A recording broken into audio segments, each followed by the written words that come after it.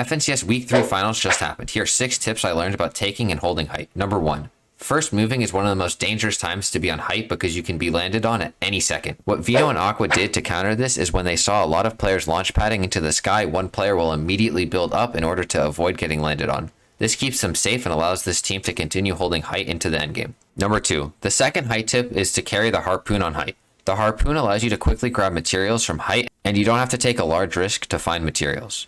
Trippern and Thomas used the harpoon to massively extend the amount of time before they needed to drop down in order to find a risky refresh. Tip number 3. The third tip is to use J and U tarps on height.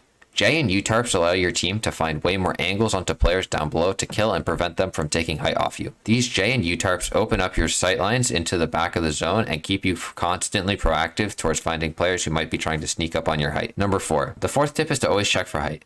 In Game 4 of EU Finals, height was completely free for a large majority of first moving.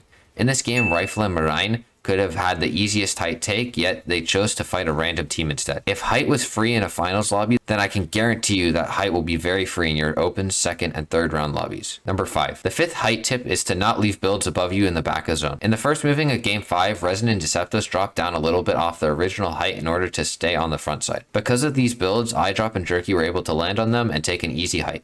There are 2 things we can learn from this play. The first is that if you're padding, look for builds that are above the height team to land on for an easy height take. The second thing is that if you drop off your height builds, try to chop them out in zone so that you cannot get landed on. In Game 6, Eyedrop and Jerky once again take height, but this time it is by playing high elevation and spraying Nebs and Kinzel out from height. Eyedrop and Jerky don't force a fight onto Nebs and Kinzel and instead just claim height, as this was way more important than 6 points they would have gotten from these kills. Eyedrop and Jerky had a very easy height hold from this point on, winning the game with 16 kills. Height is obviously very important and wins games, and I hope this video gives you just a few more tips to help you win games and tournaments. I want to thank you so much for watching. Make sure to leave a like and subscribe.